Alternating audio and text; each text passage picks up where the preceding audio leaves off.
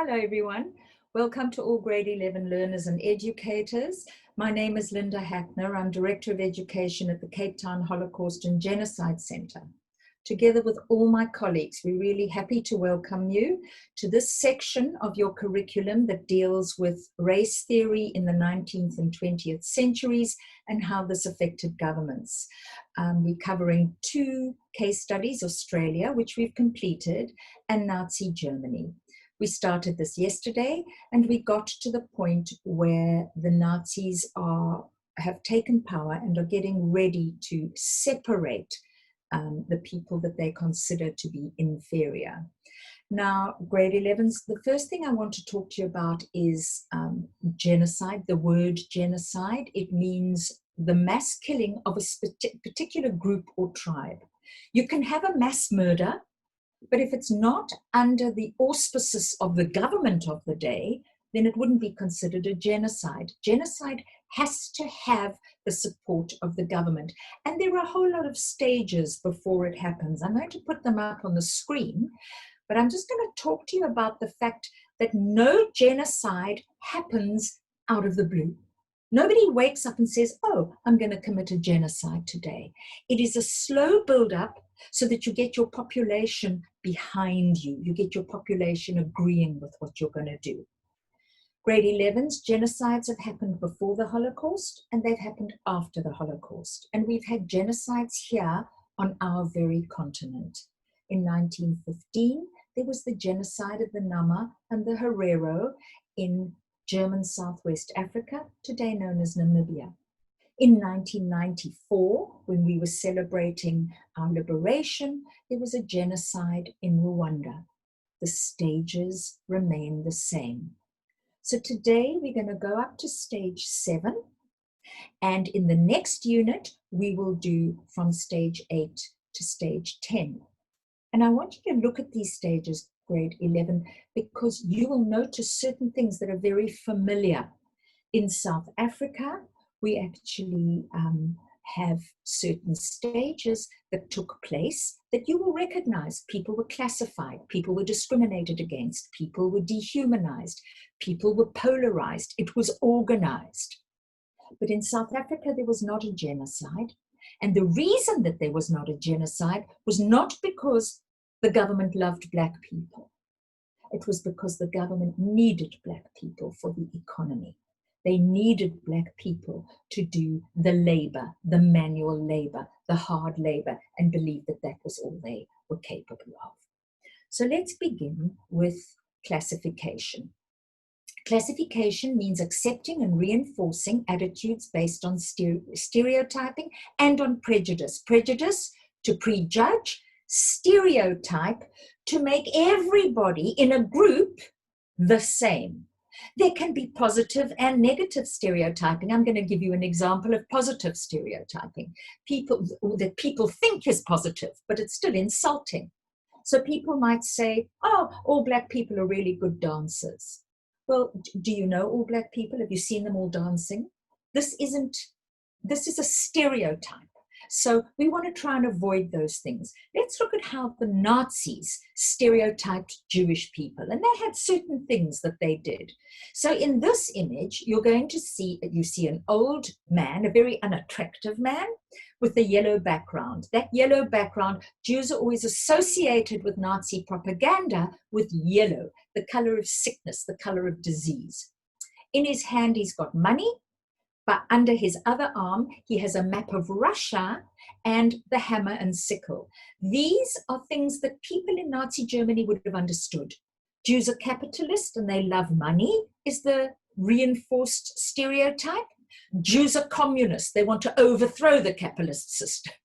So you've got these two ideas of Jewish people. But if you look at this man, what stands out is that he's very unattractive, and he has a very big nose. That was a stereotype that people said about Jewish people. The slogan at the bottom in German says the wandering Jew. Now I want to show you this image. This comes out of a children's book. So what do we have here? Again, look at this man. He is ugly. He has a big nose. He looks well dressed, which means he's wealthy. So those are things that you would understand, and the children seeing this book would understand. But what's he doing? He's sort of trying to capture this beautiful young German maiden. And what is the message here? It's about defilement. It's about making their blood dirty. It's about not wanting Jewish blood mixed with so-called Aryan blood. So the notion is that he's going to rape her and therefore dirty her blood. Grade 11, we're now going to talk about symbolization, which is name calling, hate speech, exclusion, etc. I just want to say to you that a lot of these early stages, you might even notice in your society or at your school. We might call these things bullying. Okay.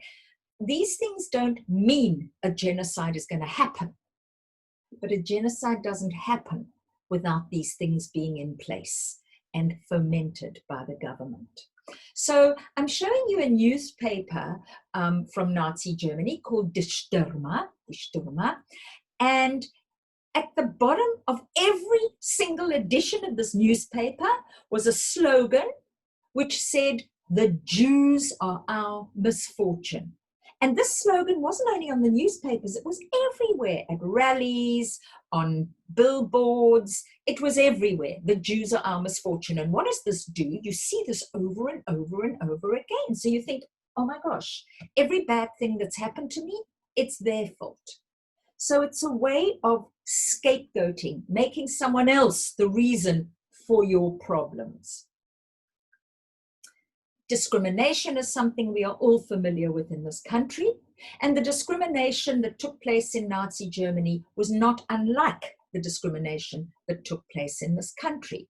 So laws were passed, rights were violated, and citizenship was questioned or removed. And these were a series of laws called the Nuremberg laws were passed. And where were they passed? They were passed at a place called Nuremberg, where the Nazis held their annual party rally. And this was a massive event.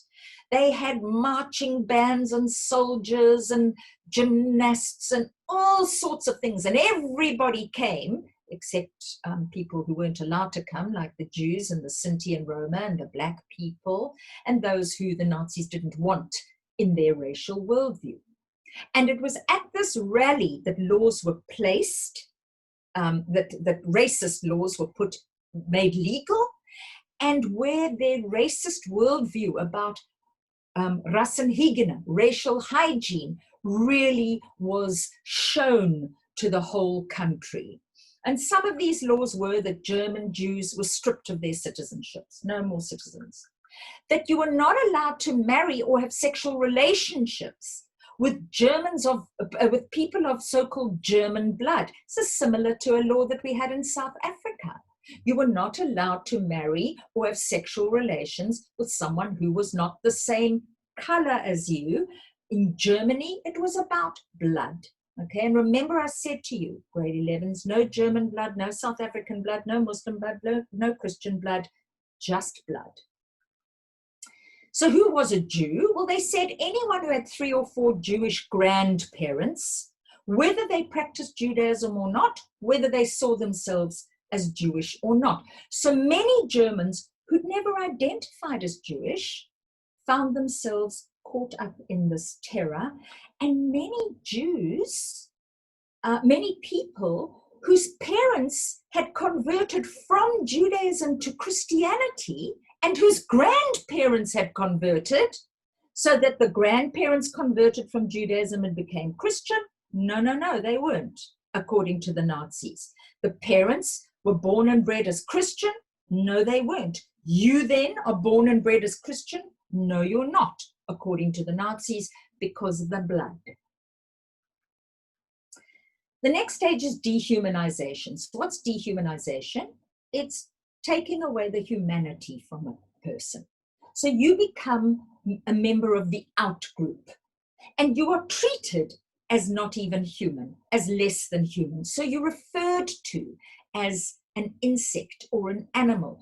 Jews were referred to as rats, as bacteria, as snakes.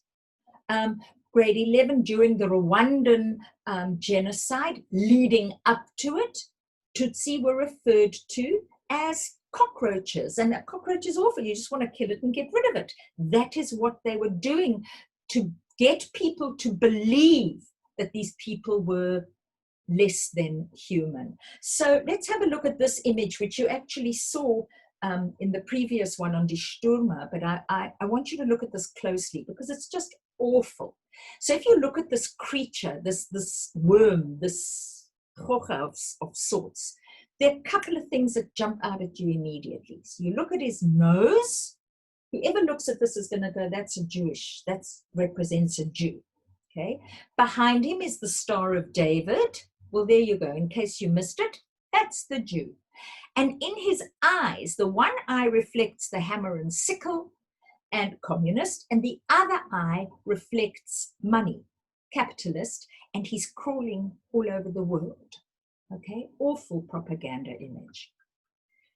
Stage 5 is when the government starts planning and organizing to make those people they don't want to become frightened, to have no protection, and the people who want to can do what they like with that group of people because they won't be prosecuted.